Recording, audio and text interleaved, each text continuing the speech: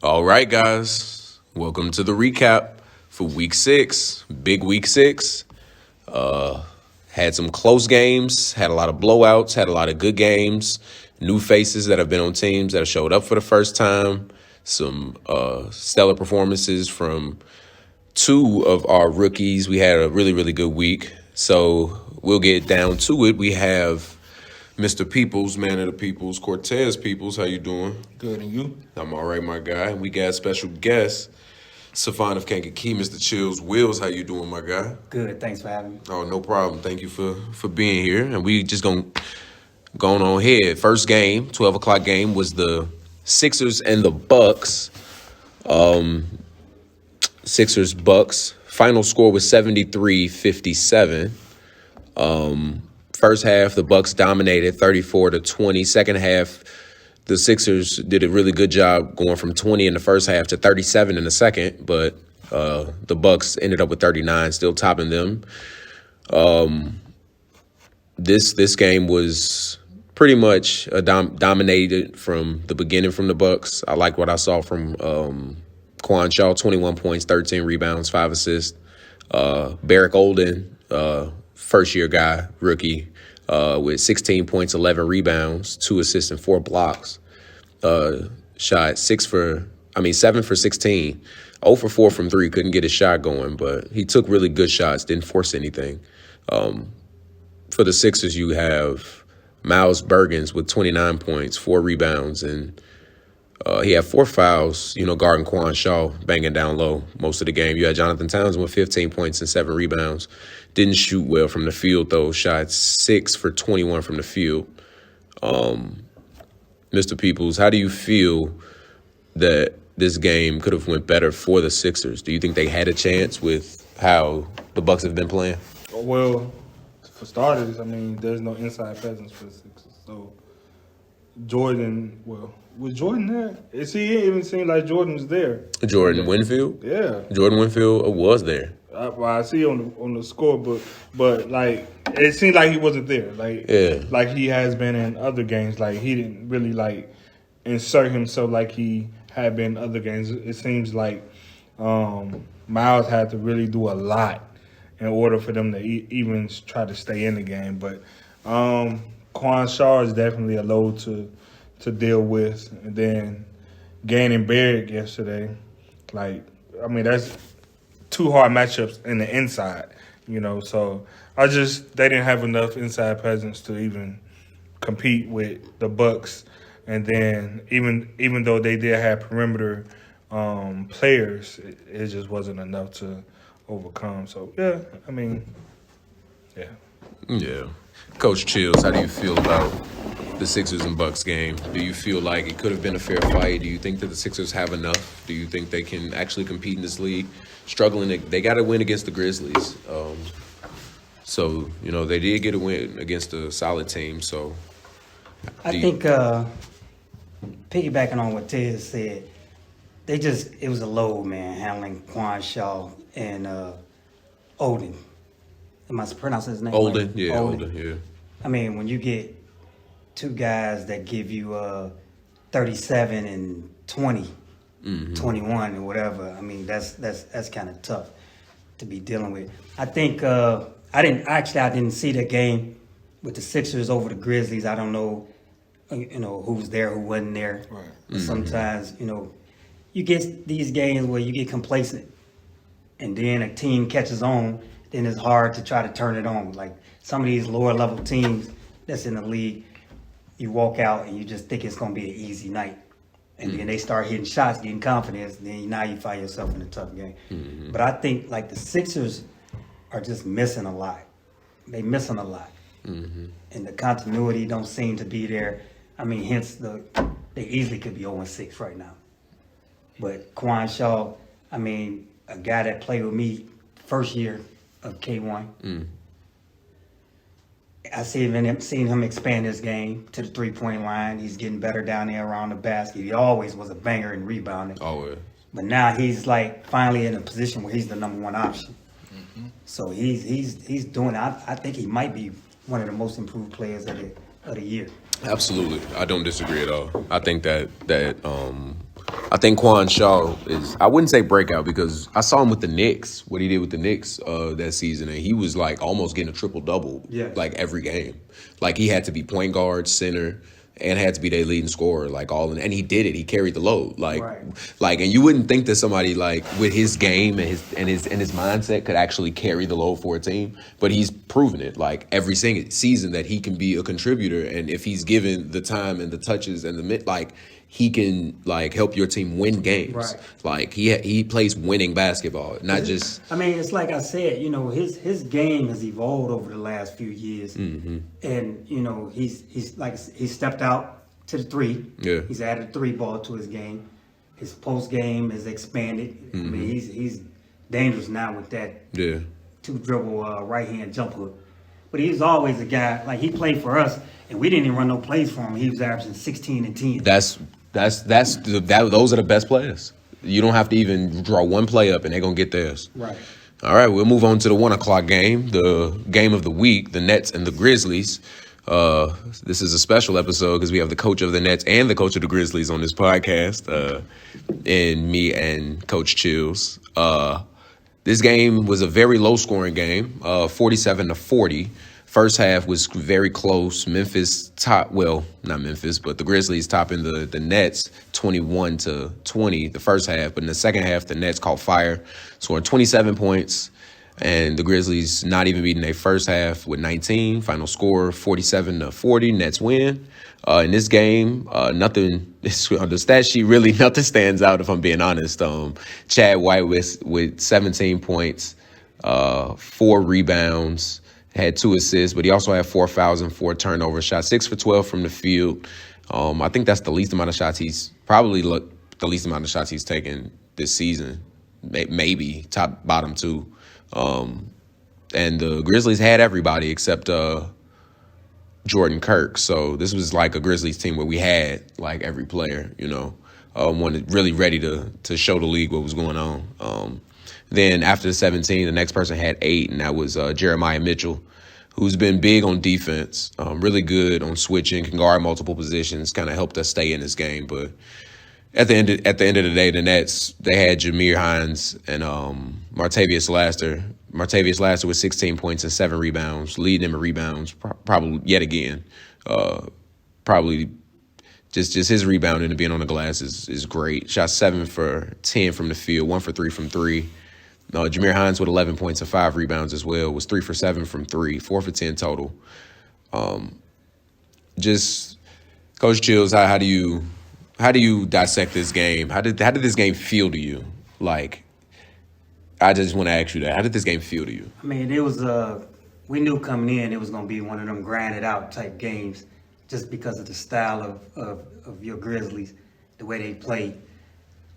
One of the biggest concerns was rebounding. You know, Chris and Chad, you know, they get up. Well, actually, all you guys like really hit the glass hard. So we was like, you know, we got to make a conscious effort to get into the glass. And you know, like we talked before the podcast, we was talking about this game. I think we shot terrible.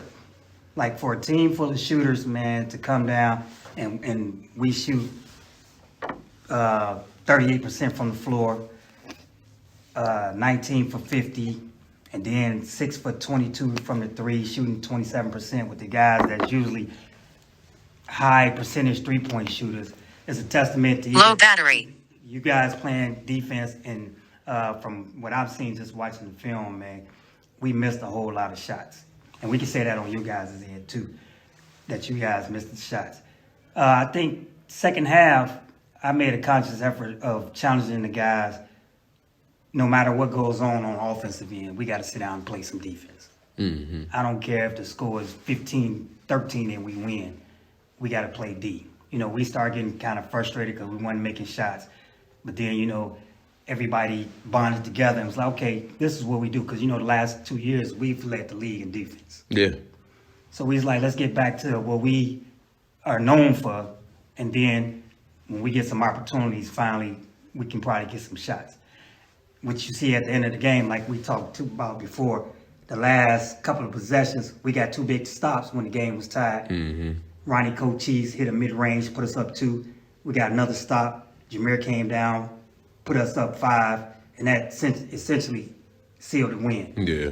But it was the defense end. It wasn't even about the offensive end. I believe it was 40-38.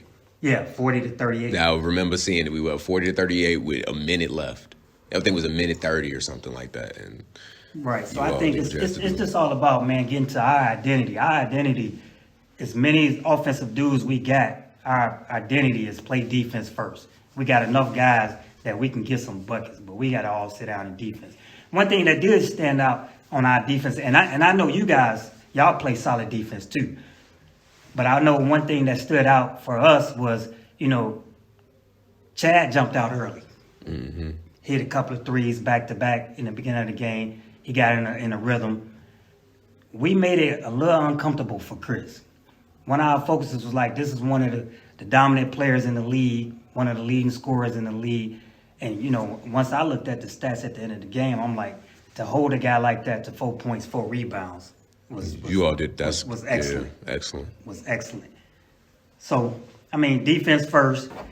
Fortunately, we came out and we got the win. Yeah, I sat on the sideline this game. I didn't play. I stuck to the coaching roots for this game. I felt like we needed that energy off the bench, somebody to be able to be that eye, letting them know what's going on, backdoors that get missed, people that help too hard. We need that, and I've seen it for our last 2 games when I sat for injury, how much it really helped, and we won those games. So it's like, I like to win, so I figured that, me sitting down could contribute to us winning probably better. And we're a deep team. We have guards, we have forwards, we have centers. Chad can play 1 through 5. Right. Literally. And Chris can play 3 through 5. Daryl can play 3 through 5. Rich can play 2 through 5. We have people that can switch multiple positions. So I felt like coming into this game, I'll just say that I felt like we matched up with you guys a little better. I feel like Maurice Terrell was huge for you guys, being just a boulder, just in the way for Chris. Chris likes to bump and he likes to get physical, but so does Reese, and that's his comfort zone. So I think it kind of neutralized how close he could get to the basket. And I think the shots that he wanted was a little too far from the basket. Mm-hmm. I hate comparing us, to NBA players, but Paul Pierce said, they asked, what was your scouting report against Kobe? And they said, make him take long contested mid-range jumpers. That's the best thing you can do, is make him take a long contested mid, get him as far away from the basket without it being a 3. Exactly. And that was what you guys kind of did. And he's not going to force a 3 ball. He can shoot. He could definitely shoot the 3, which is why people commit to him, which is why it's so good for our offense. And I think him playing up top in our offense can allow us to work more inside if, our playmaking is there, if the ball movement is there. But we got to get there. And I think you guys exposed us this game and where we need to be better, because we only scored 40 points and we had our full team. Right. So I think Jameer Hines stepped up and did what he had to do. I think for this game, the unsung hero is Daryl Harris. He did a lot of stuff out there that kept plays alive. He did things in transition that allowed, us to just maintain things just in general. Wally Watson on defense, I think, did a solid job, staying, being aware, this team is much more coachable, than I believe we were last season. I just think you guys, holding us to this, this is a game where both teams can learn a lot about themselves. Right. It's like you said, going back to when we seen you guys on the schedule, we knew this was going to be, again, a grinded out type game. Yeah. Y'all physical, we play physical. So it was like, okay, what are we going to do? And then going into every game, we always got a game plan. So, right. It worked out. It could have went either way, but it worked out in our favor this time.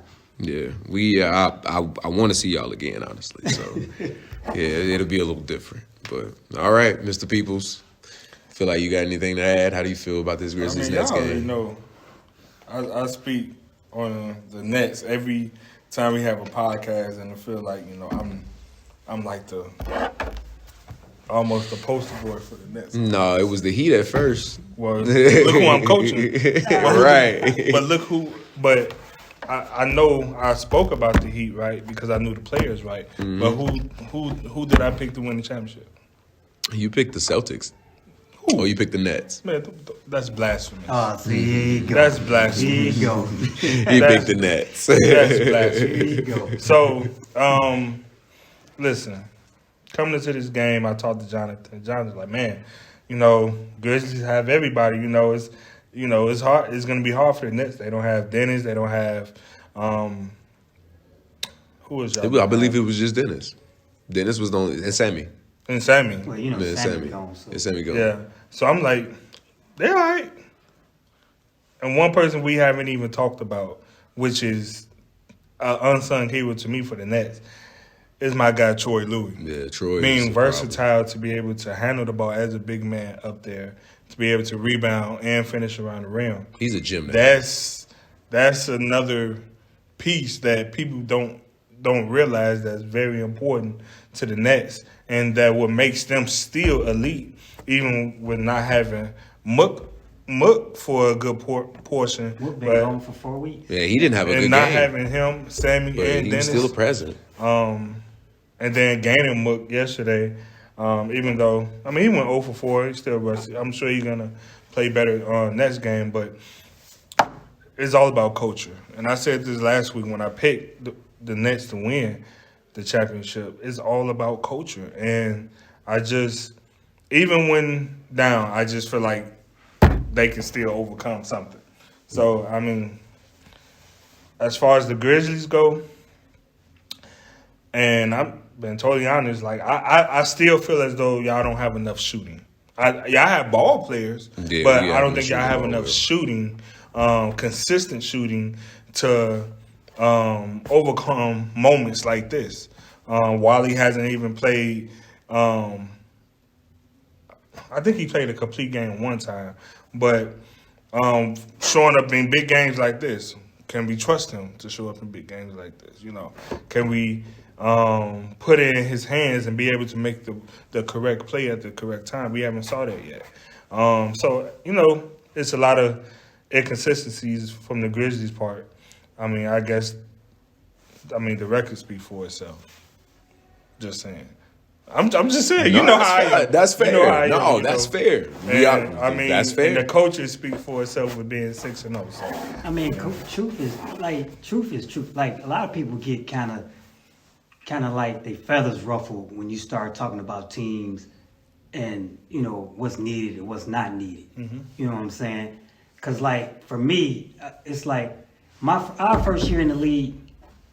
We had a loaded team. Right. We went to the championship. Right. Then they thought it was going to be sweet, and the Spurs smacked us. We come back with the group, partial the group that we got this year, the next, and it's been a growth. So every year, so my first year, championship, second, third, fourth year, Final Four. So every year it's been a growth. Right. And it's like, okay, what do you add to the team? What do you add to the team? Now this year, it just happens that we figured out Sammy was going to the military. Dud had to have surgery on his knee. That's another piece that's huge for your shooting. Dud was our shooter. Sammy was our second leading scorer, 17 points a game. Correct. So then you bring in a guy like Dennis, league MVP, can put up 20 plus. Play defense. Play defense. He takes that spot of Sammy with the scoring, and then you add Jameer that takes that spot of Dud.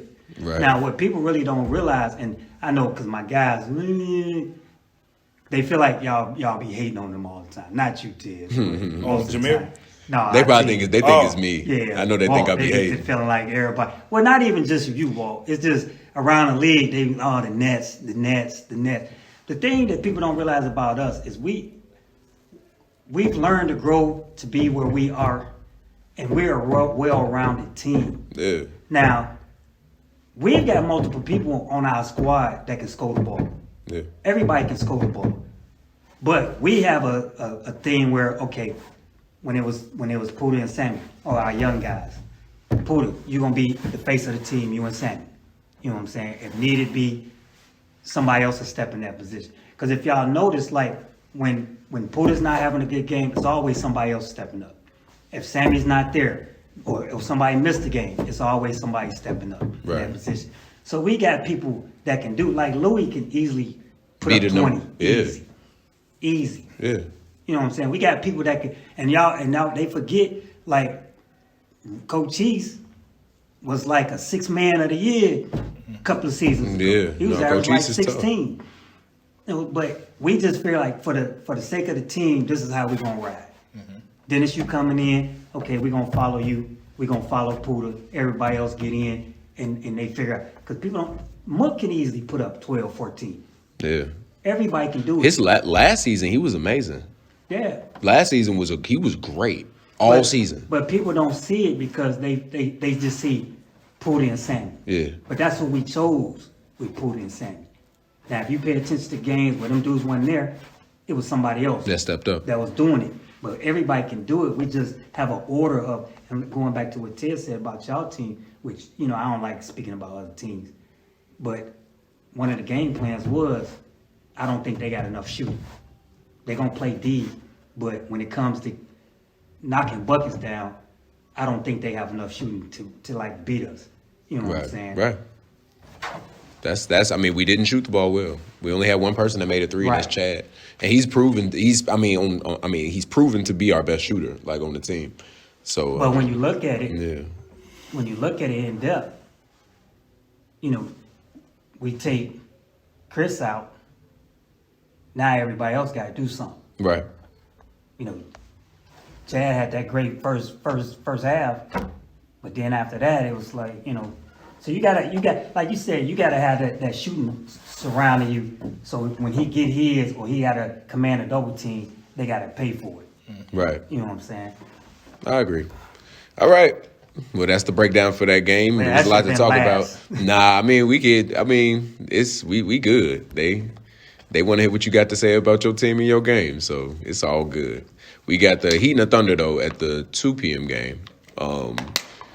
This was actually a game I was looking forward to. I felt like, I don't know, I felt like the Thunder could have really did something this game, like showing who they was. But 49-65, 65-49, the Heat win this game. 37 points from the Heat in the first half to the Thunder 15, and then he just coasted the rest of the way with 28 points. Thunder putting up 34, trying to get, make a run, but ultimately ended up losing the game. For the Heat, standout performance from Miko Sullivan with 25 points, 2 assists and 3 rebounds. He had no turnovers. He had 2 steals as well and a block, so he was all over the place. Shot 9 for 16 from the field, 3 for 7 from 3, 4 for all of his free throws, 4 for 4 from the free throw line. That's a great game. It only took 16 shots, had 25 points. Excellent. So that's an excellent game. Jalman Sullivan with 11 points, 5 for 7 from the field.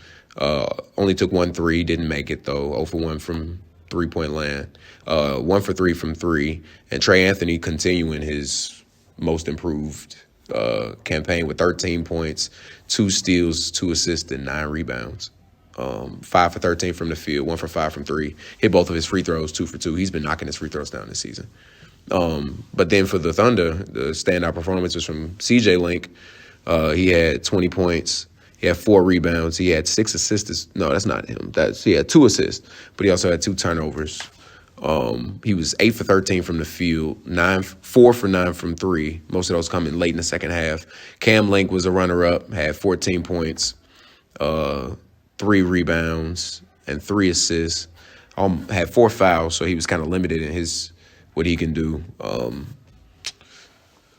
Mr. Peoples, break it down to us, man.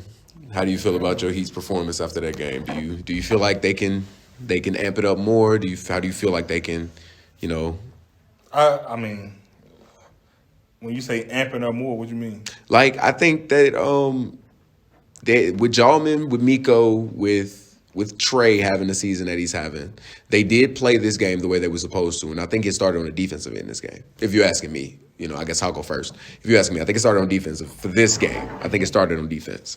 I think that Miko was better defensively than people were expecting. I think that was kind of with him being so offensively like engaged this game. You wouldn't think he would play defense as hard as he did. So that kind of like that made him stand out a lot. I think that he had 11 points he had 2 other people in double digits, which is great. I still want to see. I need Sean Ort to. Some of those bad. He was 5 for 9, so he shot above 50%. So this is not a bad game. But if you saw the misses, he could have easily had maybe 17, 18, couple and ones. Got to the free throw line. Like stuff like that. Like so I think I can see much more from this team. I think this Heat team is actually has a higher peak than people think. But I want to. How high do you think they can go based on this performance they had? They actually played good basketball in a win. Like they never got relaxed. Yeah, they were organized. They were very organized because they were coached. What defense did we come out in? He came out in the 2-3 or 3-2. 1-2-2. We all in 1-2-2. Yeah. That what? Miko was at the top, and we. He was kind of low. The way he was stationed. He was low. He was low on first pass. He made it look like a 3-2. Yeah. But we still in a 1-2-2. Yeah. Okay. He just dropped so low. Mm-hmm. It just. Okay. So, beginning of the week, I texted him. I said, guys, we're going 1-2-2. All of them bought in, and that was the thing with me. Like I knew that watching the Thunder can't shoot. Mm-hmm. Okay, we're gonna play 1-2-2. We're gonna clog the lane, even though at first we wasn't playing it correctly by letting them get the ball to the middle. But Brajan was just sitting in the middle. Yeah. So eventually they caught on to what I'm telling them, guard the middle, whatever. But anyway, I knew they didn't have enough shooting, so I said, okay, we're going to play 1-2-2. We're going to get some steals. We're going to get out. That's why Miko scored 25. Who was at the top? Miko Sullivan. Yeah. He was supposed to score 25. You at the top, you the run-out guy. That's where the steals came from, yeah. Yep. So, I mean, this was just a strategic game of playing 1-2-2 and making sure that, they didn't get too many inside buckets. Second half, they figured something out, got some back doors or whatever, but I think that was more incomplacency on our part of letting them go back doors sometimes and things of that nature. And they hit some threes, too. Mm-hmm. CJ definitely can hit, and Cam definitely can hit. But this is a game I'm like, guys, I didn't say anything on offense. I said, hey, work it out on offense. Let me just tell you what defense we're running. Next week, you might see something else. Just different for different opponents, So yeah, that's all I got to say.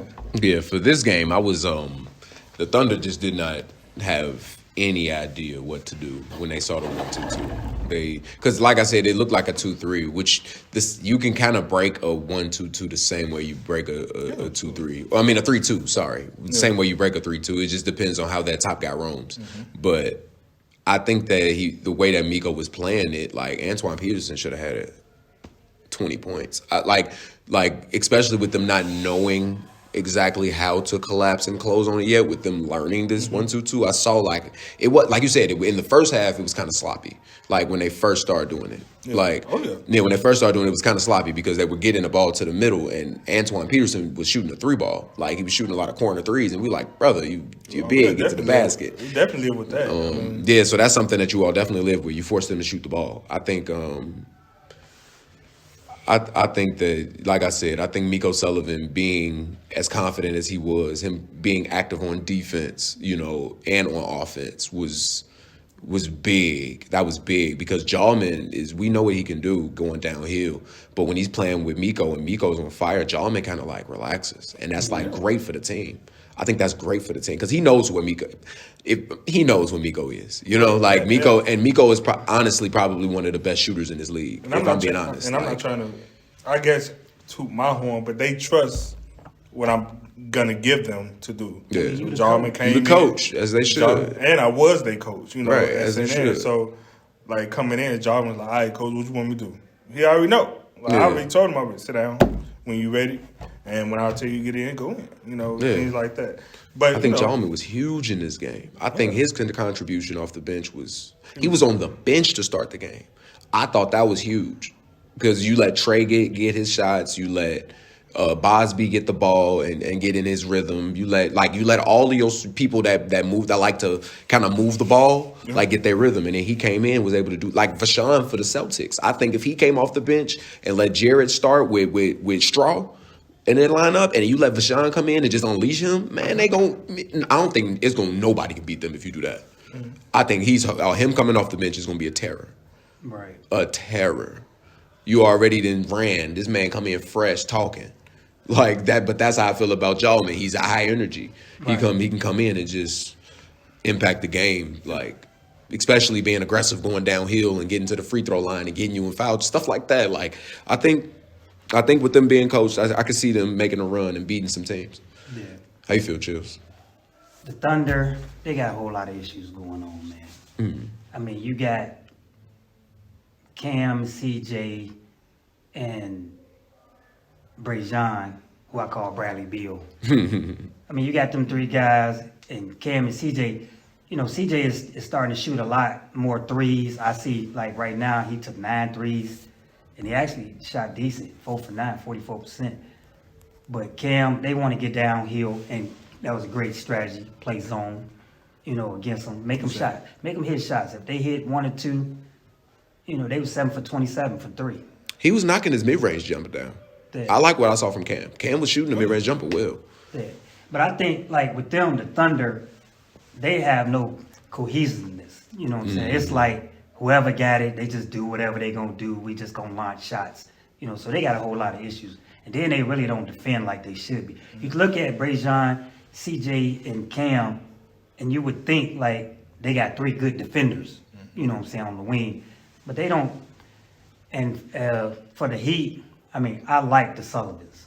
I mean, I've always liked Jallman and Miko. I'm just like, when we played Miko, I was like, I like this kid. Yeah. I really never really seen Miko play until like now. Even in school, I ain't seen.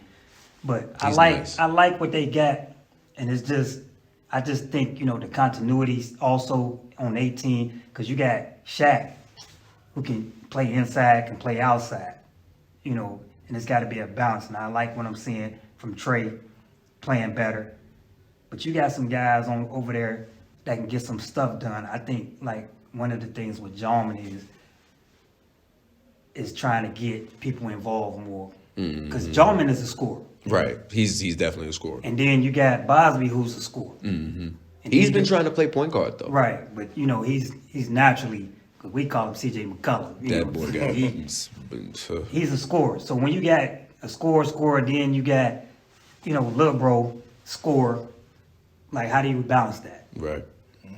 You know what I'm saying? How you make that work? Right. And like you said, we seeing, like, right now, Jallman only took 7 shots, made 5. So Miko was, that's got to be a balance to make going forward. Then you got to find some type of way how to get Shaq involved also, because he's another threat inside and out. Yeah, he needs to start playing a little better. If he does, then if he gets in his bag, it's different. Yeah, but see, that's like the balance that you got to find. Like going back to us, it took us a couple of seasons to find that. Right. You know what I'm saying? So other than that, I watched it on video. They looked the game, but the Thunder, they got a bunch of issues, man. Yeah, they got to get it together. I can honestly say I don't see how they can do it at this point.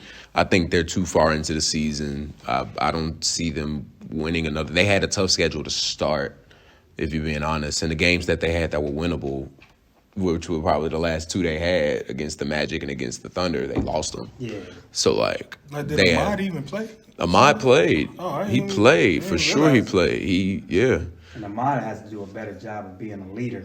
Yeah. His body language as a point guard, instead of getting so frustrated and caught up in what the crowd is saying and what people are saying to him. Yeah, I think people just need to stay on the floor. Just leave it on the floor and ball like this the last time you ever gonna play it. Like, if you never play ball again after this, you don't know what you're gonna do, what's gonna happen when you go home. Y'all been playing long enough, man. Right, just play ball. Just play ball. Figure it out. I don't know. That's all I'll say. But we'll get into the next game. This game, could have been better if everybody showed up. The Spurs and Celtics at 3 p.m.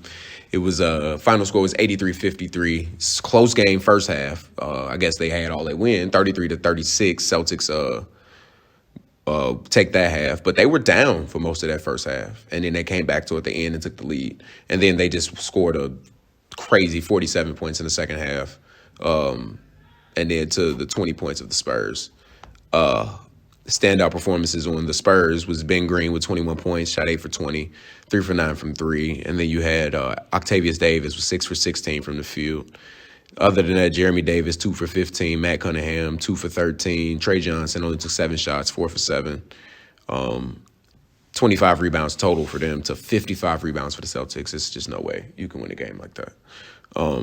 You had 4 guys in double figures, 22 points, 14 rebounds, 8 assists for Jared Johnson, along with 2 steals and a block. Jared Johnson was all over the place, and the Spurs played a zone. They were in a I want to say a 3-2. No, 2-3. They win the 2-3? Yeah, they win the zone for sure. But I seen Jared pick that zone apart. Like, I watched him. Like, I think I called this game. On the broadcast. Yeah, he picked that game apart. Like, just dissected it. Got the ball wherever it needed to be. Like, it almost looked like he was just not even paying attention. Like, he's a Swiss Army knife. It's ridiculous. He's like a dentist. Yeah, but he's a shooter too. Like, Dennis is a shooter as well. Now, me and Jerry played together several years ago in the league in Chicago. Okay. So I'm real familiar with him. Yeah. He's somebody you want on your team at any point in time. He could be your point guard and he can be your big man if you needed him to. Like, if you need him to get nitty. And he's so mild. You know, he's energetic, but like mild at the same time. Like, nothing he does comes off like harmful or hurtful or nothing. But like, but on the court it's just different. His game is not what he portrays to be. It's just different. But yeah, it's Jared Johnson with 22, 14 and 8. You had Ryan Kavos with 17 points, 18 rebounds and 3 assists. Shot 7 for 19. Didn't shoot as well from 3 as he liked to. He's 1 for 9. Then you have Phil Andrade, who is probably my favorite guy on the Celtics. I love all these guys, but Andrade, I just love his game so much. But 5 for 10 from the field, 11.6 rebounds, 19 points from Antonio Phillips, 9 for 11 from the field for him. He had 4 steals and a block. He's been defensively this year. He's been really doing it a lot, and he had 6 rebounds to go along with that. I don't think there's much to say. They had 5 players. The Spurs had 5 players. They didn't have Gerald or Micah. That hurt. That's a big that's huge. You got like 2 guards like you have your and they can score the ball. So right. The Celtics are tough though, man. The Celtics, they're one of those other well-rounded teams. Especially when they got everybody, they're tough team to deal with. Yeah, they are. If I'm being honest, the Celtics at full strength when they didn't even have Fashawn. They didn't have Fashawn this game. Like, they scored 83 points. Like, if Fashawn plays this game, you could call it. Like, you could just call it. Like, I think this Celtics team is possibly they have no weakness. They have no real weakness. Like, you can exploit it, but like they score the ball so well, it's like really hard to slow them down. I mean, it just depends on it's personnel. It's personnel. Depends on the personnel. Because I'm just gonna say, like, when we played them, we knew what it was gonna be. Vashawn, you gotta beat us. Right, but if they have Jared, what's the difference? It's another game. But we help off everybody, and we was like, Vashawn, you gotta beat us. Yeah. And you seen what happened. You know, I'm like, now not knocking Vashawn, but he's not known as a 3-point shooter. Right. You know what I'm saying? So we're backing up off him, and he's like, you dare me to shoot that? So it's like almost you trying to prove a point to us. Right. So when you come down, you miss 5 threes, and we go down, we scoring. All right, you helping us. Right. So I would say, like, the only weakness that they might have is him playing how he's going to play. Yeah, that's something I've heard from multiple people too. Like, depending you're as good as how he's gonna play. Yeah.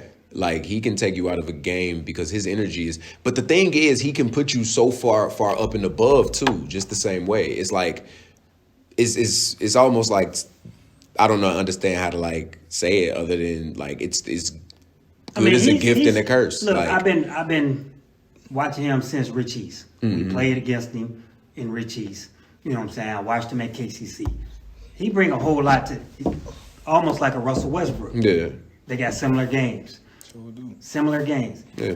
Now, but the thing that's limiting him is lack of shooting a perimeter jump shot. Yeah. So now if I can bag up off you and you can't use all that speed and athleticism to blow by me, now what are you going to do? So now your playmaking is kind of limited because we're not allowing you to get in the paint because we're so far off you. You know what I'm saying? So now it's like, I got to take them shots. So now if you taking them shots because they looking available, that means the other ones that everybody else ain't getting them shots. Right. That's true. Now, if you get a team that's going to play him, pick him up at half court, okay, he going to kill you because he's fast and athletic. Right. He going to murder you. He going to get in the paint. He going to make plays. But if you sit off him, okay, we're going to nullify all that speed and agility. Not saying that he don't do it because he rebounds, he plays D, all that other stuff. Right. He gonna make his way based on his own game.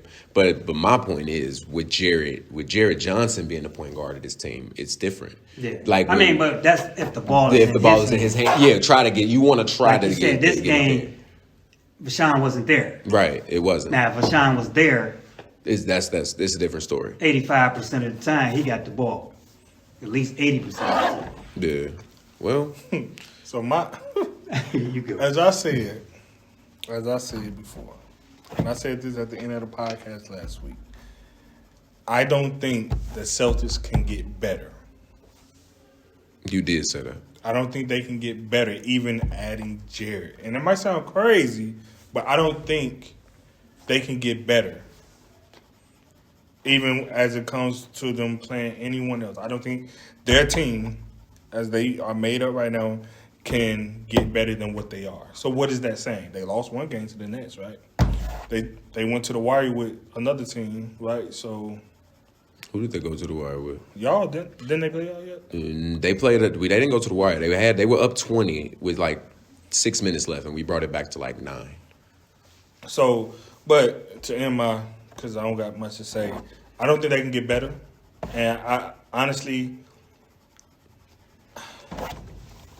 it's a lot of things with this team. Because with me, basketball is about culture. And I still don't think they have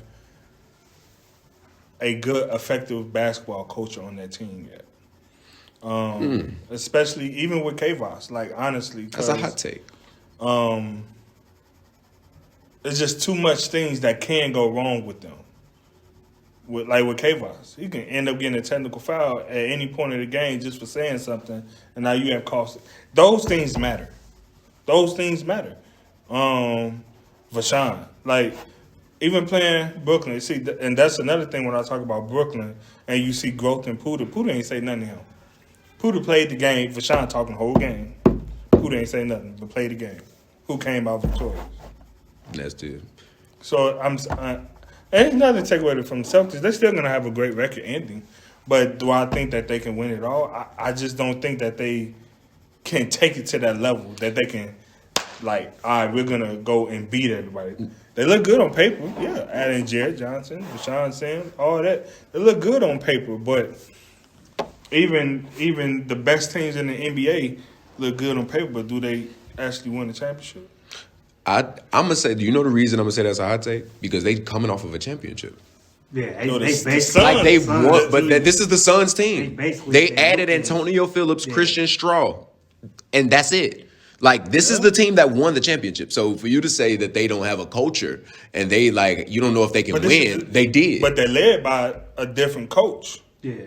I mean, that's true. But at the end of the day, Ryan Kavos is on that floor. You know, Ryan Kavos is gonna dictate what he's gonna. They gonna let him audible whatever goes on. So he's gonna lay a blueprint out. I think so. So after Miami won 2 championships, right? and LeBron went to L.A., was he supposed to win just because he went to L.A.? No, that's saying not even. it's They different. just changed jerseys. They're dangerous. They're dangerous, and not.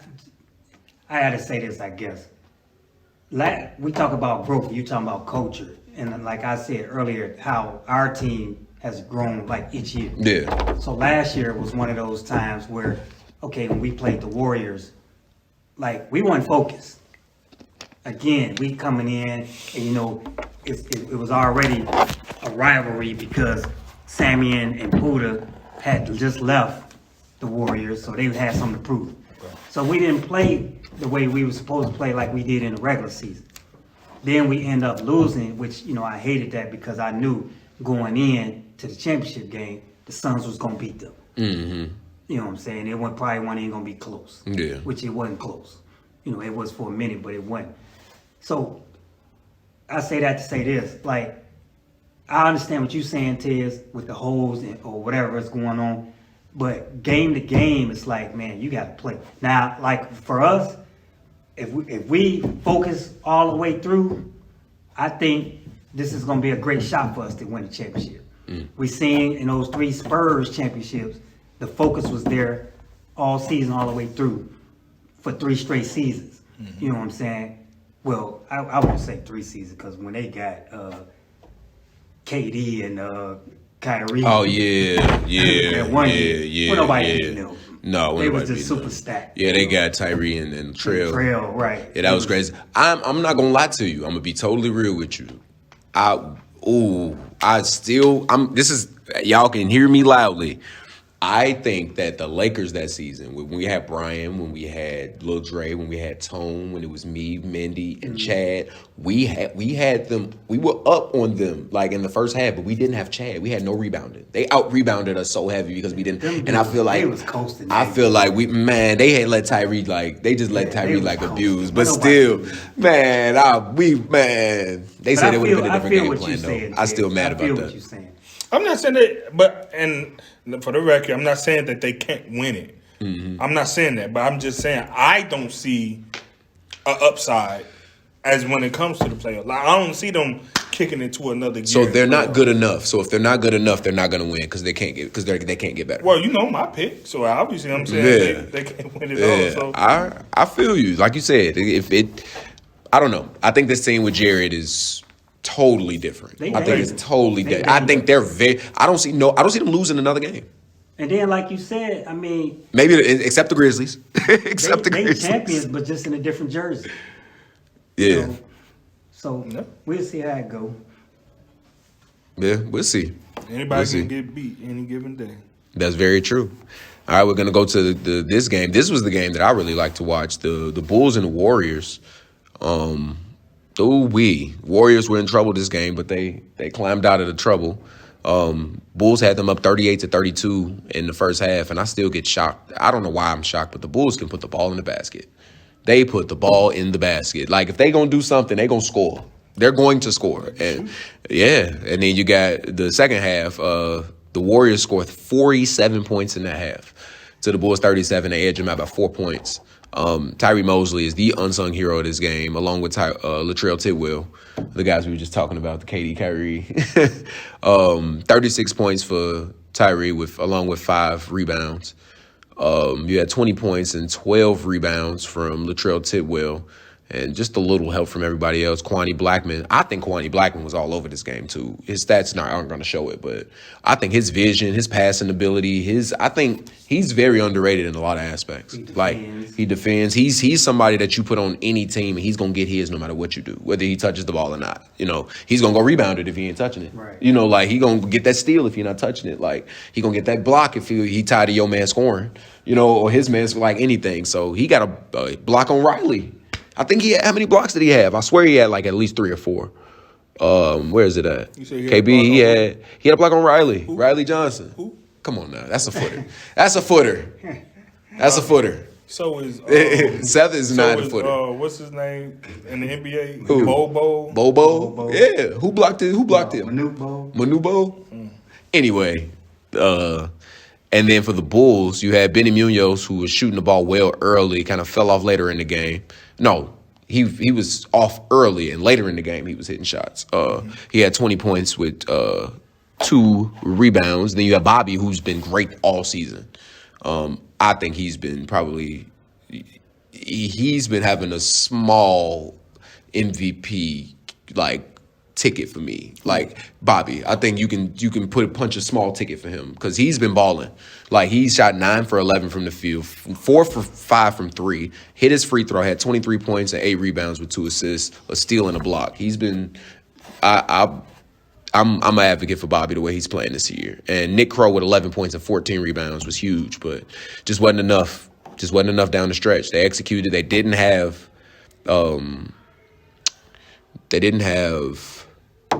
their, oh my God, how about Antonio Marshall this game? Oh yeah, that's somebody they didn't have.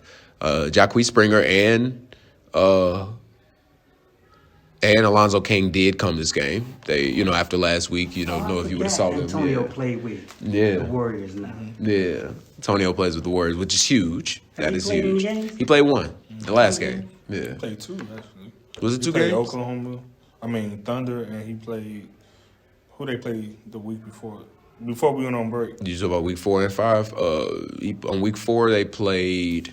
They played the Thunder, and then because the week before that's when they was arguing and stuff. Yeah, they played I can't remember who they played. Magic. They played the Magic. Yeah. That was the Magic. You're right. But how do you all feel about this game? Warriors moved to 5-1, tied with the Celtics, I believe. Only 2 teams that have 1 loss. Those are the only 2 teams that have 1 loss. How you feel, Mr. Peoples? I mean, like I said yesterday, who I call out? I mean, last week, who did I call out? You called Tyree Mosley. Tyree Mosley.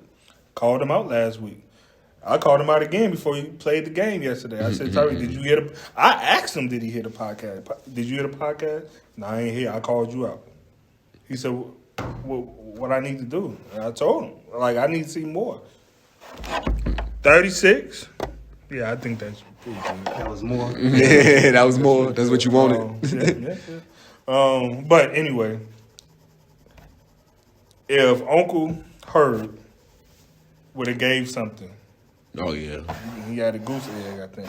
If Uncle Herb would have gave something, we know what Herb can do. Yeah. What he has been doing this season for the Bulls.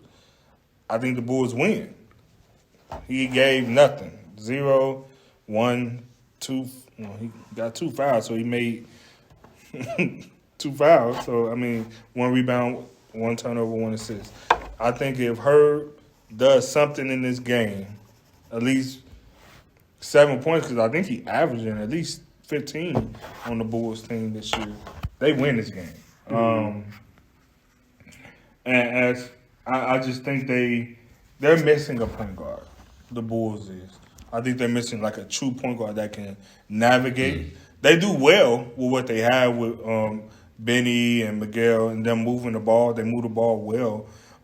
They even started the game good by getting the ball into Seth. I think Steph scored the first 4. Seth, Seth was definitely getting busy early. He got busy early. It's just down the stretch. They relied on the 3. Live and die by the 3. That's what the Bulls are. As far as the Warriors go, Tyree came to play and Trail. But I also like what Mr. Springer gave. When he came in. Yeah, he made his shots.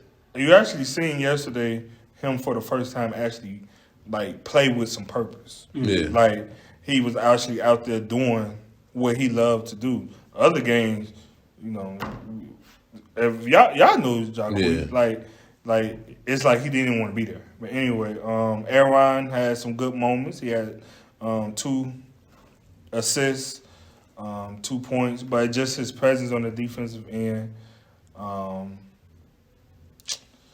And again, Otis had some moments where could have cost some moments of the game that could have the momentum could have shifted because of him being who he is. We all know who Otis is, but I don't think. What is that? What does that mean? Well, it was points in the game where he felt like the refs did something that he didn't agree with. Okay, pretty common, right? But he stayed the course. I mean, obviously he stayed in the game, he stayed the course or whatever. But yeah, this was a quality win.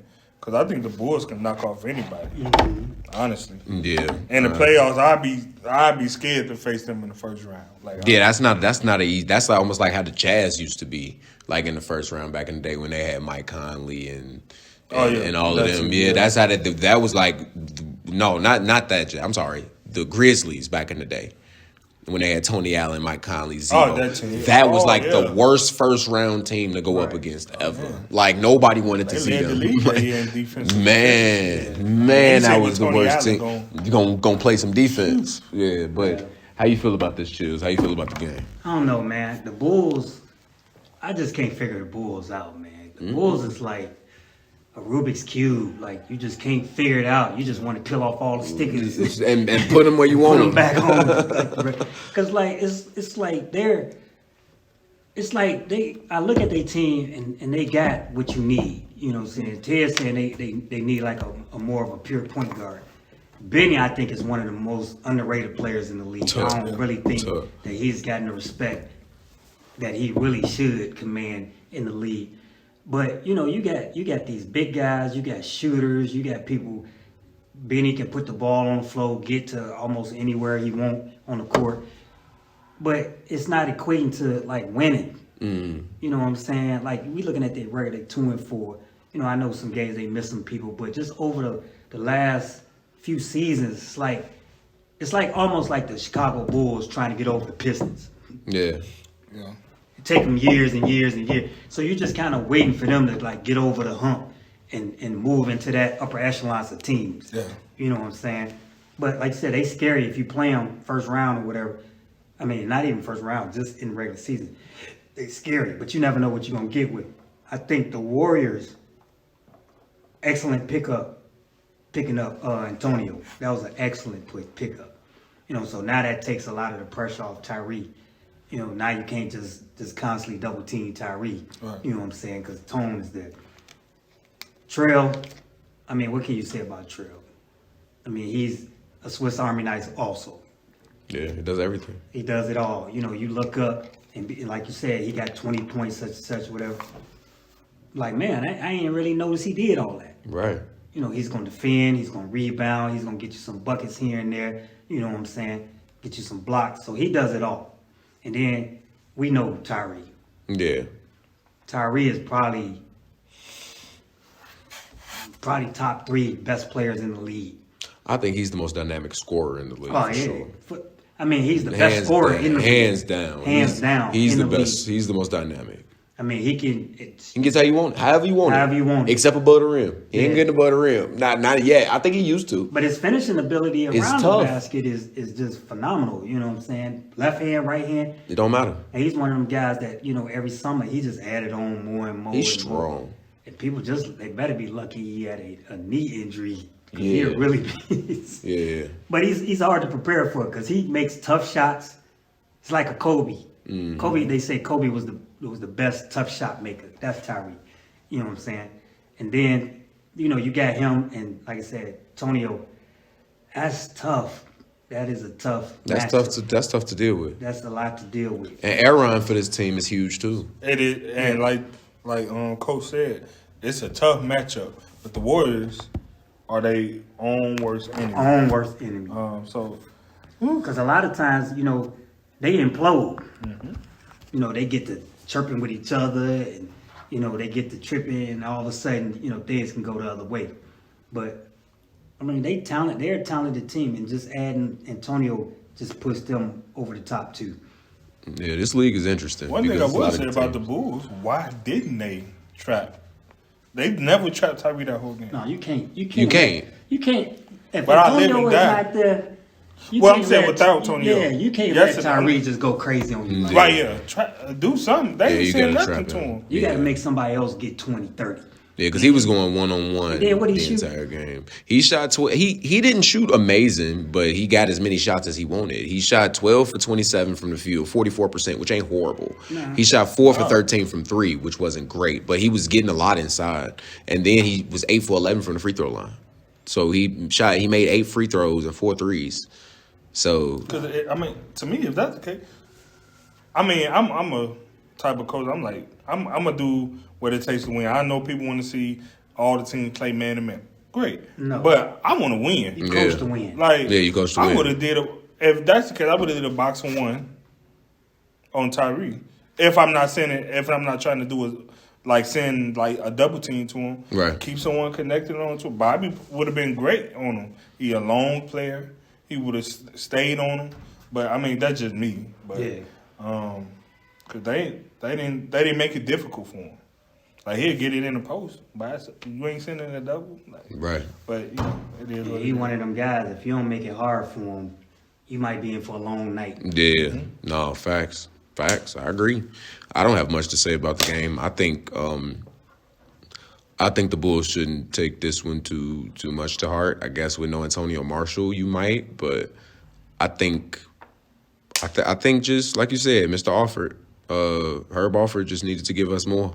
I think Nick Crow rebounding, being down low. I think he needed to get more touches, and he needed to make more of those shots. He had Otis guard him on most of those, and not that like Otis didn't do anything to guard it. Otis is a solid, he's solid. Like Otis is, you're not just gonna move him. You know what I mean? You're not just gonna move Otis. So I think Otis did a good job of making him catch the ball deeper than he wanted to, like you all did with Chris for us. Right.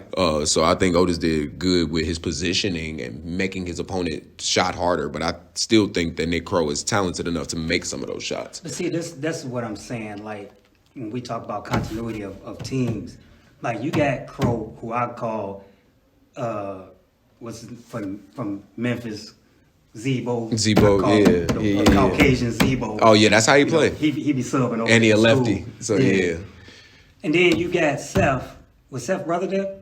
Seth brother was there. Riley was there. So like when you got these big dudes, man, and you got a team that basically just got Trail as the big, you got to punish teams. You got to man. bang down low. That's They one thing started- they started the You gotta game doing punish it, teams, man. Yeah. and they were winning. Okay, I don't care. We finna put you on the block every time because Trail can only guard one of y'all. Yeah. Nick or Seth, one of them. Okay, so the other person, we finna put you down there. We just finna try to get people in foul trouble. They had, I think it was Kawani and Otis that was down there. Like, When you live and die by it. right, and Punish you. the Bulls. I think they have the most size in the league. Like, Oh, yeah, by far. they have the most size in the league. I don't even know a team that's probably can match them in size. Maybe us, maybe the Grizzlies, because we have Rich, Chris, and we have Chad. Chad is not even big. He's 6'3". Like long. We're long. Yeah, Wally's 6'3". Jeremiah's 6'2". Like we got a long team, but no, this Because they shouldn't be 2-4. no. Who, the Bulls? The Bulls shouldn't be 2-4. They're a good team. They too good. It's a lot of good teams that doesn't have a good record though. A couple of them, like 2 or 3, and there's some teams I think that have better records than what they really are. We ain't gonna talk about that right now though. But we're gonna get on to the next one. This the final game. Basically, open gym to me. It was the Lakers and the Magic. Lakers dominate this game. 58 points to 31 points in the first half. And then 39 points for the Lakers. Orlando scoring 51 points. So, fun fact. The Magic, I think, before Billy, like after Billy left, their high was like 55 or 56 points. I don't think they got any higher than 56 points. They scored 82 points this game. That just goes to show what type of game this was. This was literally open gym. Literally just people just letting people do what they want to do. Like, I didn't see the same physicality I thought, but we're just going to... Edgar Townsend was shooting us the leather off of the ball. He had 28. That's what he does. Either he gonna shoot you in or shoot you out. Yeah, Edgar shot the leather off the ball, y'all. He was 10 for 17 total, 8 for 14 from 3. He also had 3 assists, 3 steals, 2 rebounds to go along with that. Marcus Pope, 9 for 14, 8 points, 11 rebounds, had 6 assists. He was being their point guard for the most part. They have no KT Garrison in this game. TJ Wicks, 4 for 8 from the field, 2 for 4 from 3, 11 points, 3 assists, 4 rebounds. It makes me so upset when I see his rebounding numbers. It just does. If I like Who? TJ TJ who? Wicks, you know who I'm talking about. This man here. This man here. And then already know how I the Lakers only played 6 guys. 4 rebounds. Yeah, 4 rebounds. Yeah, that's How many minutes he played? he played. Do it say on there? It don't say minutes, but he played. He definitely played played. almost the whole game? Yeah, he played. That's what I'm imagining, man. 4 But- rebounds. That's not good. Yeah, Man, but how many points? he had 11. I think is that the first time we broke double digits this year? Maybe. You gotta Maybe. get off my guy, man. Maybe. I'm sorry, man. Like, I don't think so. If he did, it was once. But I mean, he hit 2 threes, 2 for 4. He was shooting the ball pretty well. I'm pretty sure it was wide open. Yeah, I think they were. They might have been. Yeah, Like, That one contested, I know that. He got to give you more than that. yeah, I see him, and I just think like, man, Magic- what can he actually Magic do? are definitely missing Casey. It's not even to start with Billy, but they're missing Casey because that Casey was their next best guy. Yeah. So you missing your best guy and your next best guy. Like, what are you supposed to do with that? Yeah.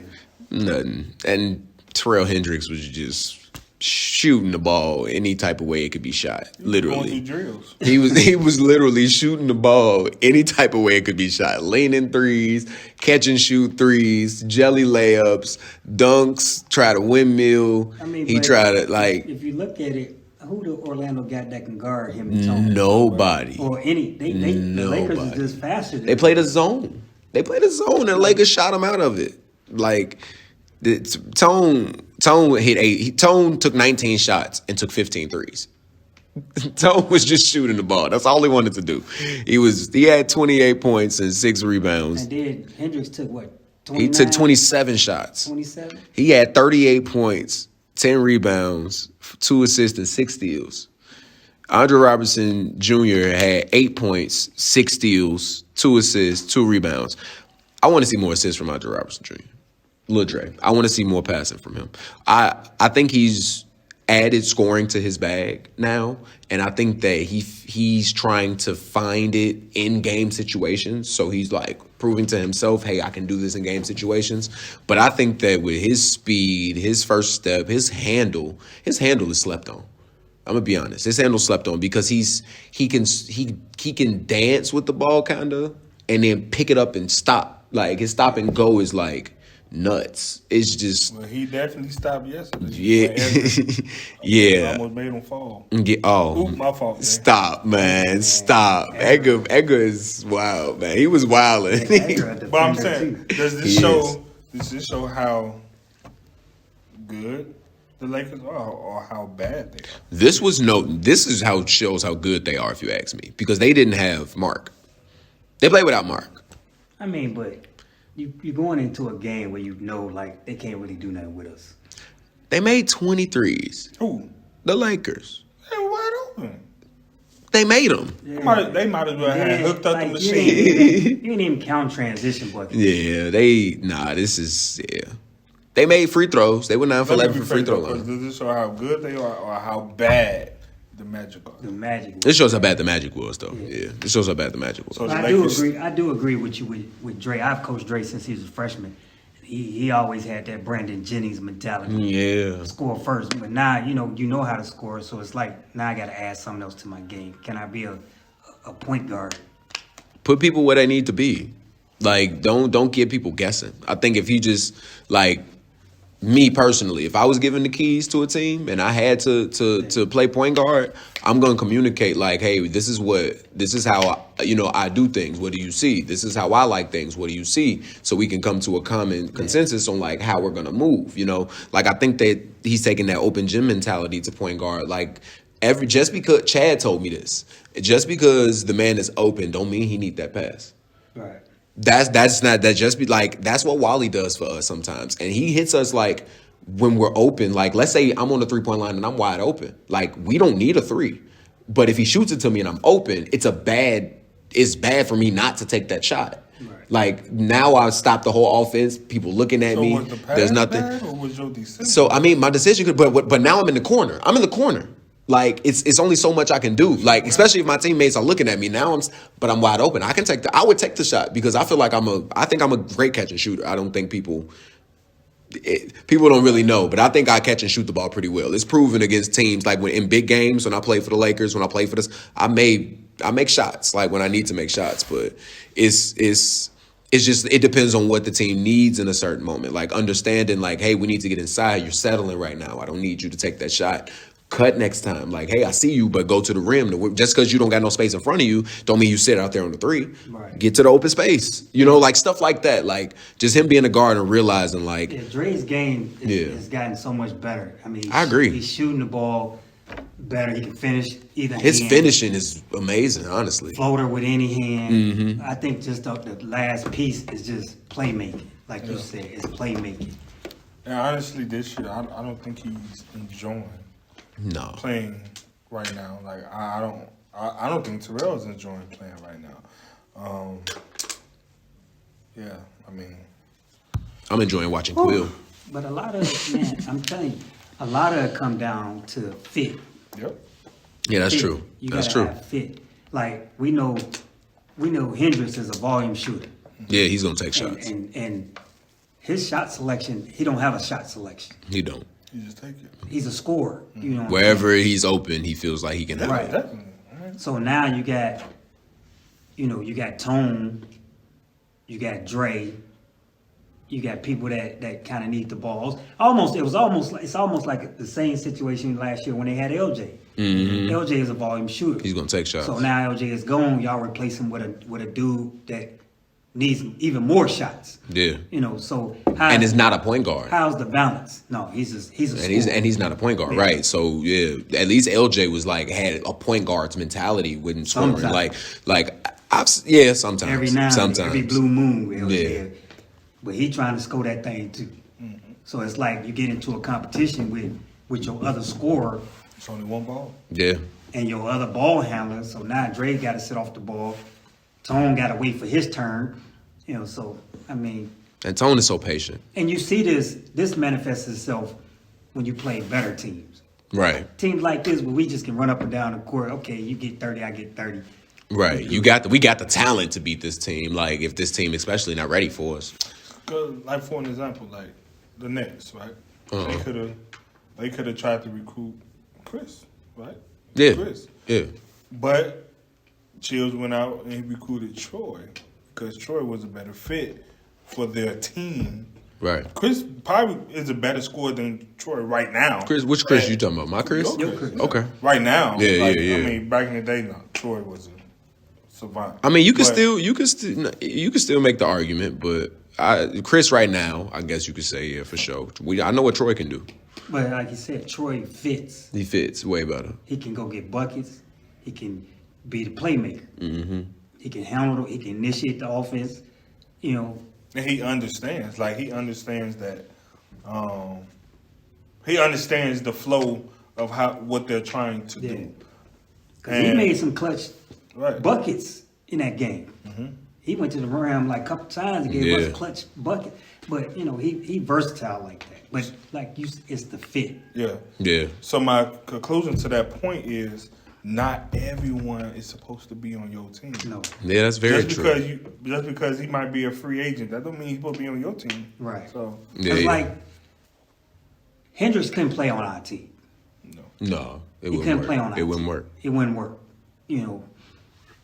Now Tone Now JJ could play on y'all Tone team. can play because Tone doesn't demand the ball like that. He can play off the ball. Yeah. He's not. But Yeah. every time I touch it, I got to score the ball. Yeah. So like you said, it's a fit, and we seen it manifest itself. Like I said before, playoffs time is last year was LJ. All right, Tone, wait your turn. Now it's Tone turn. Now it's LJ. You know, so we'll see how it's gonna go. We definitely will. And all right, guys, that concludes the recap for week 6. Thank you guys for tuning in. We'll see you guys next week for the recap for week 7.